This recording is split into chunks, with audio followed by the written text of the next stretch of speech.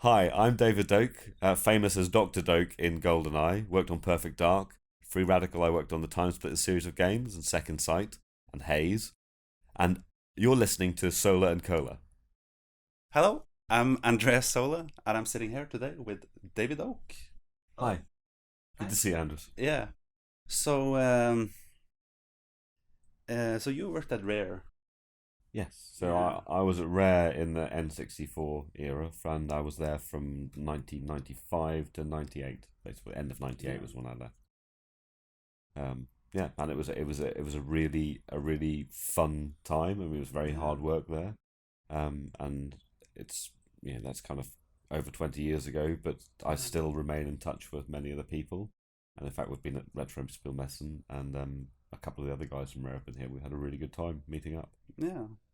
So after that you created co-create no co co-founded Free Radical. Yeah, so I Yeah. left Rare at the end of '98. We set up Free Radical, and Free Radical ran through to until 2008 or so. I mean, I left before Free Radical went under. So Yeah. So what was the last game you made with Free the Radical? last game I made with Free Radical was Haze. Oh yeah. So it wasn't a great game to be bowing out on, but it wasn't intended to be our last game. Oh, There's a lot about Haze which actually I think was quite good, yeah, but it was a hard time for a lot of developers, and it certainly wasn't the game we wanted to be making in the end. yeah. But it's in the past now, I guess. How are you involved in with the GoldenEye and Perfect Dark? Like, what kind of job did you have with those games? So, I mean, I initially went to Rare to work as a system administrator. So I was there for a few months just looking after the networked development kit across the company. And then Martin Hollis, I'd got to know Martin. Martin was in charge of the Bond team, we were called the Bond team. It wasn't called GoldenEye team. Yeah. It was called, yeah. And I mean, he could see that I was getting a bit frustrated working just on system administration, and in fact, I was beginning to think about leaving because it was strange to be somewhere where I could see all this stuff going on, but I wasn't actually part of creating it. Um, so Martin said, "Why don't you come onto the team?" Which I mean, it was probably a bold decision for him because he would have had to get it past management, and I didn't really have any formal programming experience, so I got to do some programming on it, mostly around the watch interface, the famous. Yeah, I'm just gonna look at my yeah, watch yeah, now for a yeah. moment. Um, so I was on non-critical things, but then the main thing that I did after that was when we moved into setting up the levels in the game and getting the levels into the game. I was kind of I would help wrangle the artwork and get it into the game. What we called setup was actually level design, really. Oh, Although not often physically designing the levels, but actually designing the gameplay within the level. oh, So interestingly, a lot of the levels in GoldenEye weren't really built around a gameplay design. There were things that we expected to happen in the level, yeah, and the level was built pretty much as a space, and then we would put that design into, which is a completely backwards way of doing it. yeah, Um, but it worked really well because I think a lot of the space in GoldenEye feels like real space. It doesn't feel, even the corridory parts of it don't feel, I would say, particularly like Seven Eye and the archives, don't feel that linear in some ways because you can look back on yourself in places. Um, and that was what I did for the kind of, I guess, almost 2 years that I was working on it, was putting in the levels, scripting the AI and the setup. So I didn't write the AI code. That was all done by Mark Edmonds. But together, he and I would want some feature. I would describe the feature, describe why it was a good feature. We would talk about it, and he would implement it, and then I would deploy it throughout the game. So that was, in fact, working with him really closely on that was one of my kind of really strong memories of working in game design, because it was a really effective and efficient partnership. But they put you in as an NPC in GoldenEye. Well, Why? well, they didn't put me in because I put myself in. You did? So all of the levels, or all of the NPC characters in your GoldenEye can have any head. We had this kind of, we call it multi-head. It's like the models could be swapped with heads, um, and we had face scanned, which actually just meant that we took digital pictures of front side of everyone. And B. Jones, who was building the characters, mapped those textures onto the heads. So if you play any level in GoldenEye, the NPCs are usually like an assortment of about 6 random heads. Oh. It just flips RNG from level to level as you play it. Oh. In the gas plant level, I was always trying to think of creative ways of making keys. So, you know, if you think about Doom, it's red key, red door. Yeah. In GoldenEye, it works like that under the hood. You know, this key is for that door. But some of the examples of keys for doors which don't look like keys are like shooting a lock. That looks like a key, but it acts like a key, but it isn't a key. And the door decoder in the facility is a key, but it just happens to be a key that you get from an NPC. And because I used to work as a scientist before I went to Rare, and because all of the scientists were in that, and it was a scientist giving you the key, I just put Dr. Doak in as a laugh Yeah. on the scripting, and forced it to use my head. And Yeah. it was more a joke for the team. Yeah. You know, it's like because at Rare Rare didn't like any employees putting their name visibly in a game, so it was expected to come out. And then we were asked to take it out by management, and I think we just had a bad day. So you know, and Martin was going, "Oh, we'll take it out, yeah," and we took it out, and then the team kind of thought it was funny, and I thought it was funny, and Martin thought it was funny, so we put it back in again. But when we put it back in, it was kind of quite late in the development, so the all of the text in the game had already was going to be localized. So when it was noticed that it was back in again, we were able to say, well, it might cause trouble to take it out because the text's been like, which is not really true. So it stayed in. Yeah. So, how did you get or you, who got the idea for TimeSplitters? Was it you or? So when we set up Free Radical,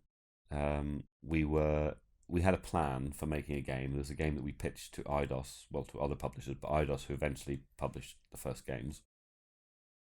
Excuse me. And the pitch was for a game called Redemption, which was actually the story that became Second Sight.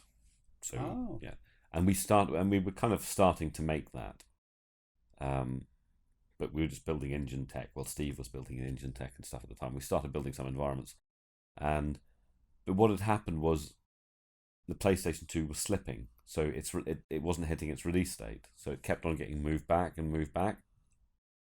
and I think the PS2 release date was about 18 months in the end after we started the company.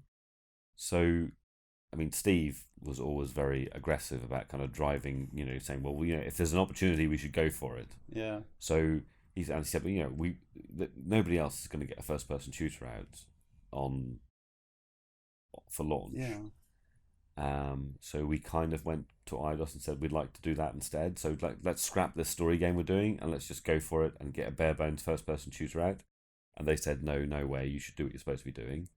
And we were going, well, that's stupid because it would be a good thing to do. The opportunity's there, and they were saying, well, you'll never get it done in time. And then we were starting to do the dev on, there was a thing called the EV2000, I think, which was the prototype dev kit for PlayStation 2. And Steve, I mean, Steve's phenomenally talented. He got engine up and running really quickly. Oh. And we had the bare bones of a multiplayer shooter up very, very quickly. And what we did was we just showed it to Sony, because Sony were coming to see how we were getting on and going, you're getting on really well. And we said, well, look, we've done this. They're going, that's amazing. Nobody's got anything that quickly done. Yeah. So what's happening? It's, well, we want to do a multiplayer game for launch, but IDOS won't let us. So we were naughty. Yeah. I mean, I think publishers often thought we were a bit troublesome. Yeah. But we were only troublesome because we were ambitious and we wanted to do things that were successful, and we didn't want to, you know, get stalled, you know. So Yeah. That was how we always ran the company. Yeah. So you're like the leader for the TimeSplitters team, or? Well, I mean, it was pretty shared responsibility. I mean, I notionally I was kind of lead design on it. I did a tiny bit of programming on some of the stuff which we used for the level layout. Um, at that point, it was, the company was small. We had 5 people when we started. We were only up to about 14, I think, 12, 14. Can't remember exactly, maybe 15 by the time the game came out. Yeah. And there was loads of stuff going on. But, yeah, I mean, the driving thing was, it was originally, our working title for it was MPG, multiplayer game. Well, that's Yeah. a good name. Multiplayer game, and the things you see in TimeSplitters are all the things that, coming off GoldenEye and Perfect Dark, we wanted to do. So it needs to be fast, do 4-player split screen, have a wide range of characters, because GoldenEye only had a very narrow range of characters. They were all like military, Russian military. So we wanted to do sci-fi, horror, wide range of environments. And Steve and I were really, really keen to do a map maker, because we saw, I think, particularly if you imagine GoldenEye, everyone loved the multiplayer in GoldenEye, but there are a very limited number of maps. Yeah. And we always felt that was weakness. Yeah. It came out of the way the game was made, what maps work for multiplayer. Yeah. So for TimeSplitters, our thing was, well, let's make it so that people can make their own maps. Yeah. And that became, and actually that was a big part of the development of the game, to get that in, and the publishers hated it. I mean, but it's a really good example of where marketing and publishers, but particularly marketing departments of publishers, have really no clue whatsoever about what games players want. They're completely reactive. I mean, I've grown over the years to just detest that, because I've seen it. Since I've kind of left the mainstream industry, I've just watched AAA games become narrower and narrower in scope and ambition. Yeah. And it's all because of people just going, oh, let's just do what everyone else is doing and play safe because we know how to do that. And it's shameful. Yeah. Sorry, I'm a bit ranty now. well, I kind of agree with you. Yeah. So, but if you say that anywhere in the world to people who like games, they agree with you. Yeah. And if you say it anywhere in the world to people who are in publishers or marketing, they go, oh, yeah, well, I don't care if it's hard for you to market my game, because guess what? It's 10 times harder to make it. Yeah, that's true. What kind of video games do you like to play yourself, if you play any? I play, there's just so much stuff to play. I mean, I kind of, probably now I'm more inclined to play indie stuff, because, well, what I just said about marketing, that steps outside of it. So, things I've played around with, enjoyed the last few years. I don't know. Recently, Stardew Valley, I like that. Celeste, I really, really liked that. I played that a couple of months ago, and it struck me as being one of the best things I've ever played. I'm playing that. What's it called? Have you played the Ukulele? Not. I don't really. I really respect what they've done. Yeah. But I never really played those 3D platformers. I enjoy looking at them and seeing that stuff. And I've been here at Retromessa with Sean Pyle and Chris Marlowe, who worked on Conker. Yeah. Conker, I think it's wonderful that it exists. Yeah. It's just a brilliant thing. I kind of like driving games, but not really. Wouldn't spend hours and hours playing them. I started playing that Into the Breach thing. It's a kind of like turn-based little puzzly game. Oh. It's by the people who made FTL, the faster than light little. Oh, yeah. okay. I think it's by them. I might be getting that wrong. Mainstream stuff. Most recently, a lot of the Switch stuff. So. Oh, cool. I love the Zelda game on the Switch. Yeah.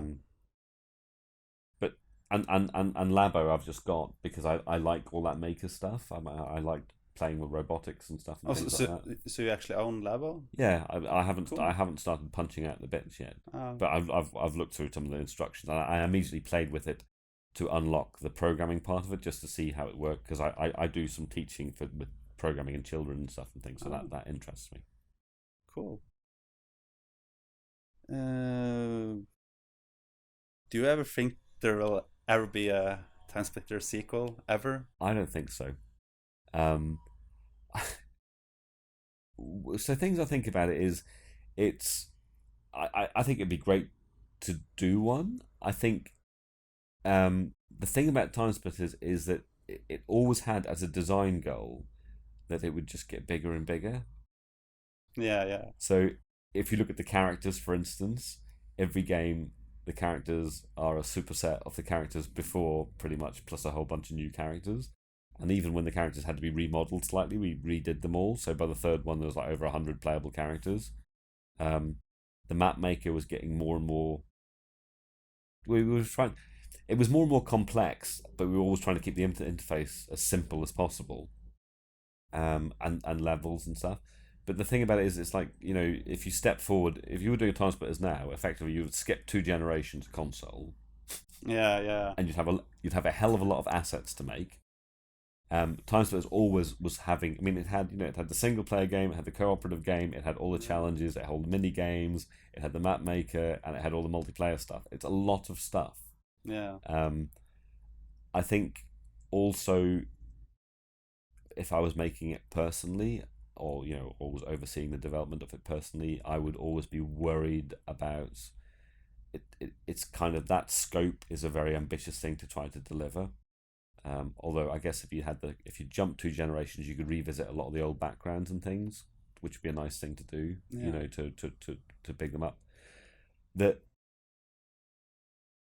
been fan-based efforts to make it. Yeah. I mean, I had no involvement with Crytek and Crytek taking Free Radical. I have a very low opinion personally of Crytek and its management. That's my personal opinion. One of the things about it, in terms of the design of TimeSplitters, particularly by the third one, but all of them actually, one of the great things about it was that we had this kind of philosophy that it didn't matter where the ideas came from. If they were good ideas, we would run with them. And it was a very organic design. So there was a kind of framework for it, which was all of the the things I've mentioned. But if someone came up with a good gag, or an idea for a gun, or an idea for a mini game, or whatever, then if it was a good idea, we would try and do it.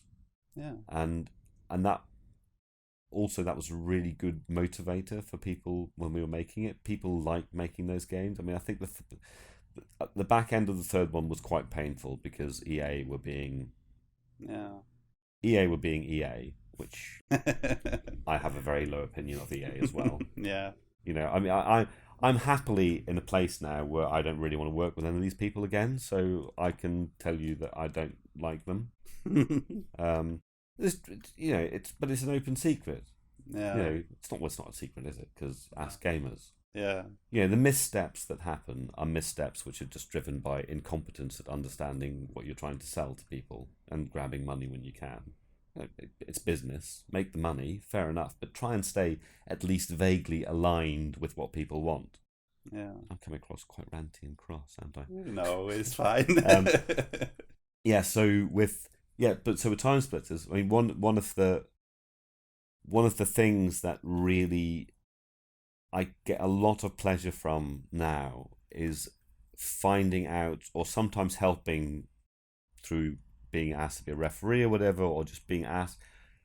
A lot of the great talent that was at Free Radical has now found its way to big, important software houses around the world, and there are loads of guys who have got really good senior jobs. Oh. Just because of their talent. Yeah. Which is wonderful, and although a little bit sad looking back and going, but we had them all together. Yeah. But that's another reason why I don't think I would. I don't know. You can never say never. Somebody could wave a lot of money at me and say, "Well, let's do it." But to me, the kind of identity of those games is identified with the people who made them, and there are lots of key people who I would like to bring back together. It's like some kind of weird hyper Blues Brothers thing. It's like, it would be great.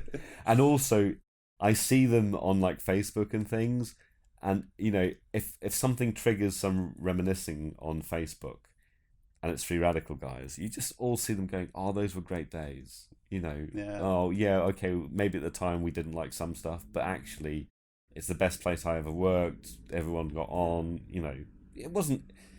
It wasn't. We didn't go in and the floor was covered in rose petals every day. There was a lot. You know, there was a lot of dirty laundry as well.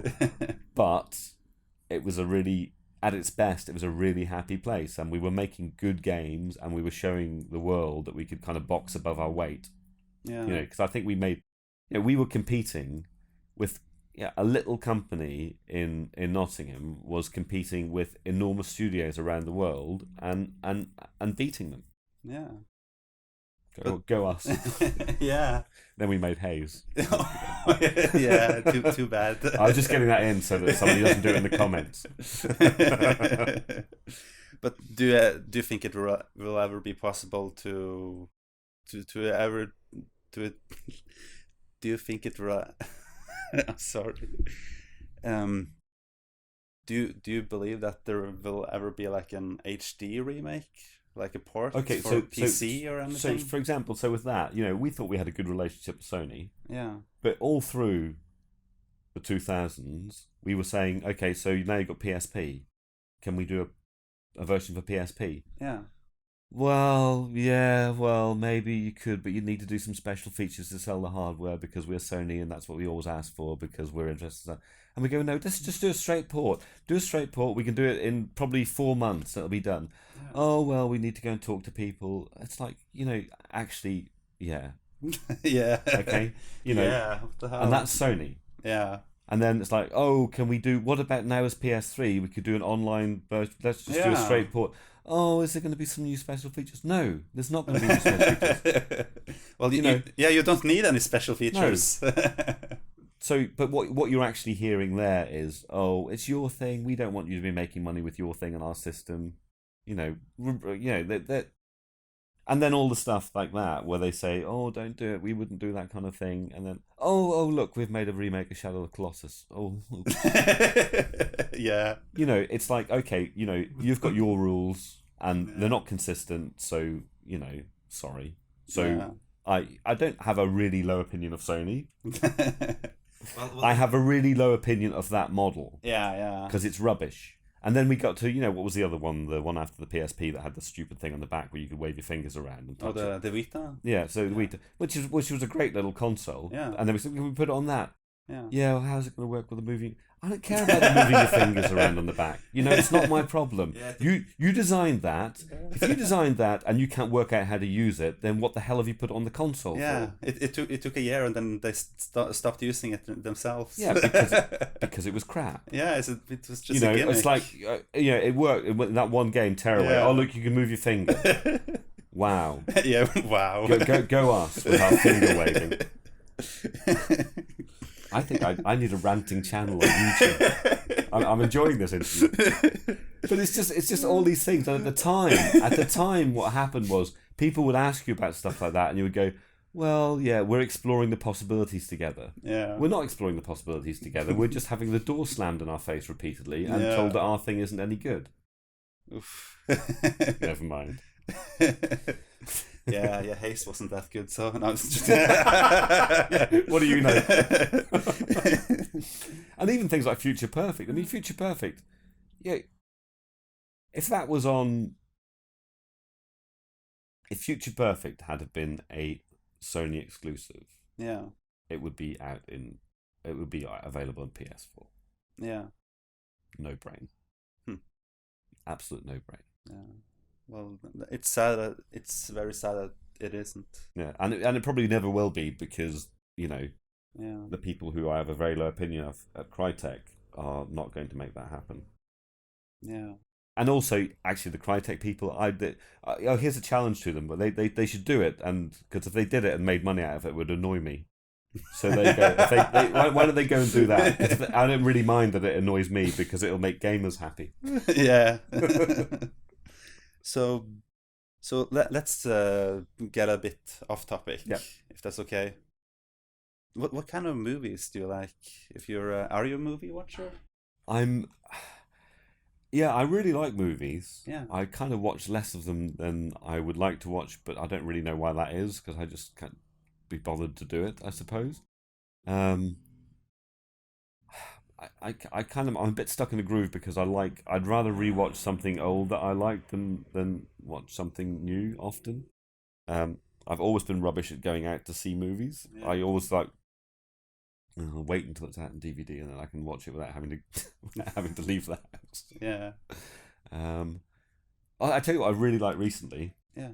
was What We Do in the Shadows. It's a new Oh, yeah, the yeah, Sam yeah, Fox yeah. film. Yeah, that's hilarious. So I knew nothing about it, and I have some friends who we just kind of sometimes watch sci-fi films with, you know, Yeah. and we try to watch some old ones, try to watch some new ones, and that doesn't really lead to What We Do in the Shadows, but it does because we were going to watch Thor Ragnarok. Yeah. And then Tim, who I watched the films with, said, "Well, no, let's watch this first because the guy who directed that directed this, and it's supposed to be good." Yeah. And I watched it. I just thought it's absolutely fantastic. Yeah. You know, and yeah, I mean, it's just it's an example of a small team of people doing something really well because no one's trying to interfere with it. Yeah. Did you see what I did there? Yeah. I like Thor Ragnarok as well. It's quite good. I you know what and recently I don't know. I've got in a spin about Blade Runner 2049 because I kind of. Oh, I really liked it actually. Yeah, I like. Well, Yeah. I think the problem might have been that I watched it on somebody's 4K TV, Oh. and the TV probably had all the stupid stuff switched on that tries to make everything Oh, super okay. sharp, Yeah. and then it ends up looking like some 1980s shot Yeah. straight to VHS game. Yeah, classic. Yeah. Yeah. No, I should watch more films, but I Do you have like a favorite movie of all time, or like one that's like means much With to you? Nail and I. Huh? With Nail and I. Have you ever seen that? No, I don't think so. It's an old kind of comedy from I guess the 80s Oh. about a very drunken student thing. It's incredibly well written. Yeah, you should watch it. You really like it. Okay. I think anyone who likes to laugh at anything and can speak English Yeah. would really like it. I like some really old stuff, like things like Maltese Falcon and stuff like that. Yeah, Back to the Future. yeah, yeah, and there's kind of those oldie actiony rompy things. Yeah. I don't know. I'm not very good at having favourites of things. Yeah. I don't really work like that. There's like Yeah. books and stuff. I could give you a list of favourite books, but they probably really wouldn't be my favourite books because I just would happily read anything. Yeah. So yeah, I'm not good at favourites lists. That's fine. What kind of music do you like to listen to? What my favourite music? Yeah. Things I really like are all generally old stuff, but that's just because I'm rubbish at listening to new stuff. So I've always really liked Frank Zappa. Oh. I always really liked Nick Drake, who is a kind of fingerstyle guitar player, singer. What else? Yeah, kind of. I like a lot of guitar stuff because I try to play guitar but play it quite badly. But I kind of appreciate people who can play nice fingerstyle guitar and stuff and Yeah. things like that. And it's funny. I don't know. Maybe it's because of the age I am. Yeah. I think there's a thing with the music that you listen to when you are kind of 18 to 25 or whatever is the music Yeah. that stays with you forever. Mm. Because it's all because your mind can't remember any more lyrics and stuff and things. So and then something comes on from that period, and you immediately know all the lyrics, even though you haven't heard it for 30 Yeah. years or whatever. So I kind of stuck with 80s music. I kind of like. Okay. So Do you like ELO? not really, Ah! but it kind of, but then. But it's and then it's funny because you say I don't like ELO, and I no, I do like I don't Yeah. they're not special to me. No. Okay. But then things like that, like an example of something which I think is really well done are things like Guardians of the Galaxy, where they bring that Yeah. music back in. Yeah. So that Blue Yeah. Sky stuff and things. Yeah, yeah. It works really Yeah. well. I mean, and it's interesting watching films because that certainly. I mean, although it just gets a bit samey after a while. Um, you know, a modern film like say like Guardians or whatever, action film, they're just incredibly well crafted. Yeah. Although sometimes they're so well crafted that you kind of you watch the first 5 minutes and well you know what's going to happen. You're Yeah. just a passenger. You know it's not the I mean actually that's a personal bugbear. Is I hate the way that brand and IP development and sequelitis destroys creativity.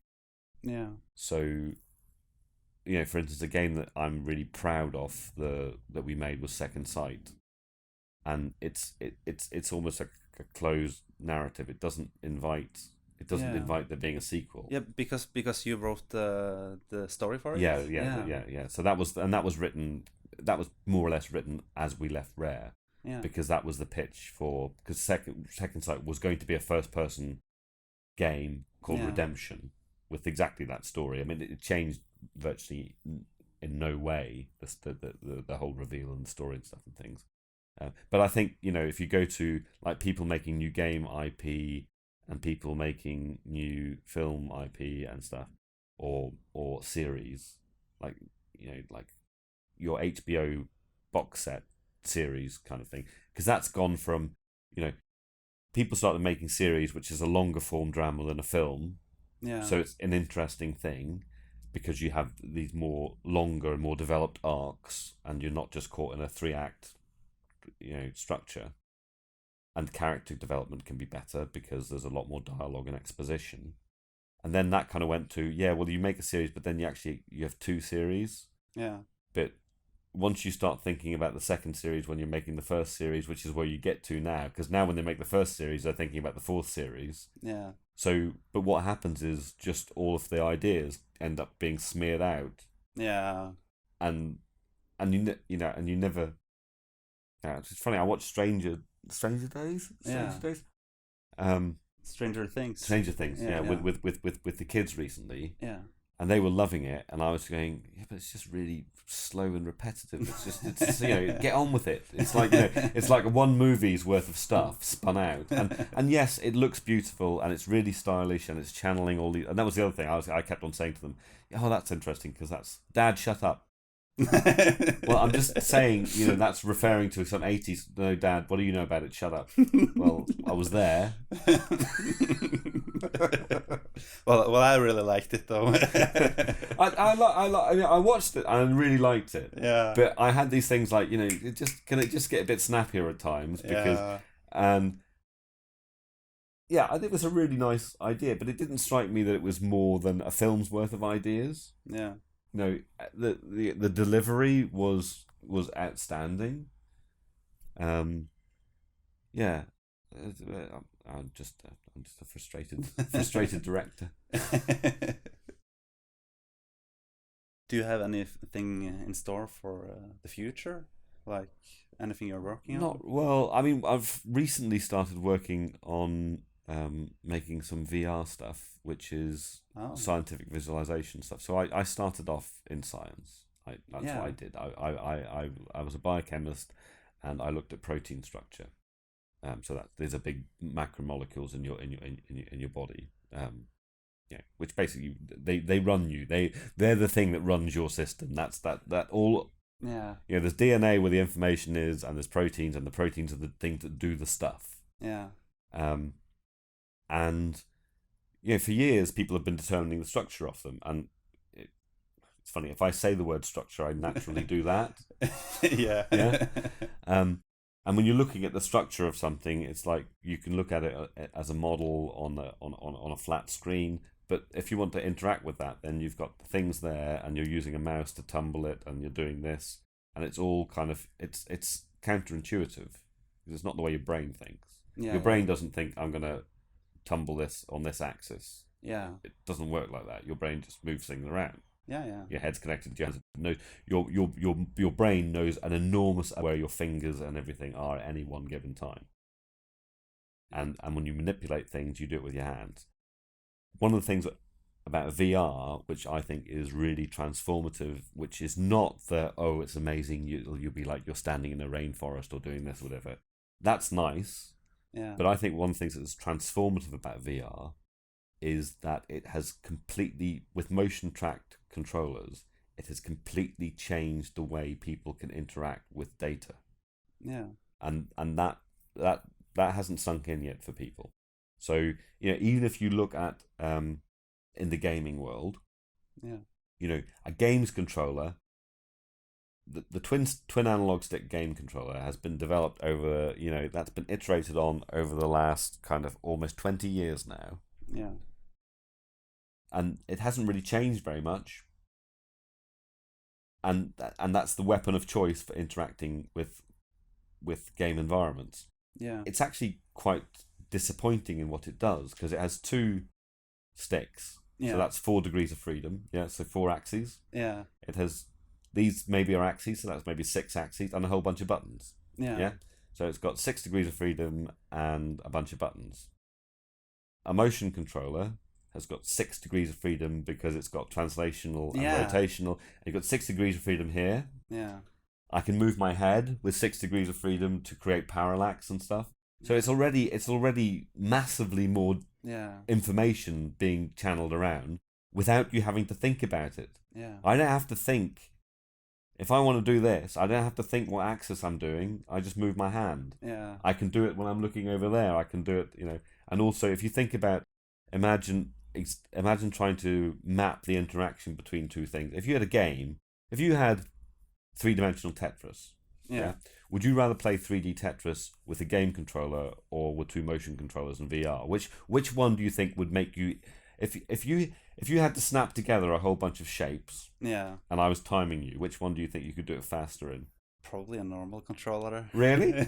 Well, we'll set that up. We'll build that in Unity and we'll try. And I'll take your money every day of the week, because it's like this onto there, turn it around, snap it all together. So. Yeah, I don't know. I think it maybe depends on what kind of game you're playing. Maybe like. Yeah, well, the game I'm talking about playing is visualizing scientific data and modeling 3D structures. Yeah. So I mean, maybe that doesn't map to a game, to a particular game application. But it's about user interaction and stuff. So it's a bit of a bee in my bonnet at the moment because I've been quite excited about it. Yeah. And interesting things will come in the VR game space as well. Yeah. Have you seen Ready Player One? I haven't seen it yet, and I hear GoldenEye's referenced in it as well. So go, because Steven Spielberg, he really knows his games. He really knows his games because he made that block thing, didn't he? That was really good. Yeah, I even saw Battletoads in it. Yeah, yeah, and that that stuff. Yeah, I mean it's come of its time. I mean, other stuff. Actually, games that I've played. I'm going to shamelessly plug something that a friend did. Because you're talking about games that I've played that I've really enjoyed recently. So Rob Yescombe, who used to work for us at Free Radical as a writer, in fact he was a writer on Haze, so he won't he won't like that bit. Although actually the story of Haze is quite good. So I've unplugged him first. Now I'm going to plug him. But since then he's worked on a whole bunch of game stuff. Including kind of sort of the Farpoint thing for the Sony VR. I think he worked on that, and Rhyme. He was a writer on Rhyme. Rhyme. And with Tequila Works, he also made this game called The Invisible Hours, which is a kind of murder mystery in VR. Yeah. And with multiple narratives and stuff, and it's bloody good. I mean, it's really good. I think on the back of it, he's moved on to some more exciting things, but. That's another example of, that's someone that was at Free Radical and they're off doing something cutting edge somewhere else. And there's many more examples like that. So, as much as we might kind of weep and think, oh, it'd be great to have another TimeSplitters, those guys are out there doing good elsewhere.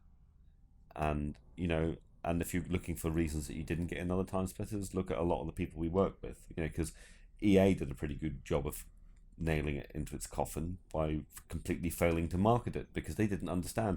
We don't know how to market this because we don't know how to market it. It's got too much stuff in it. It's not in a niche that we understand. Yeah.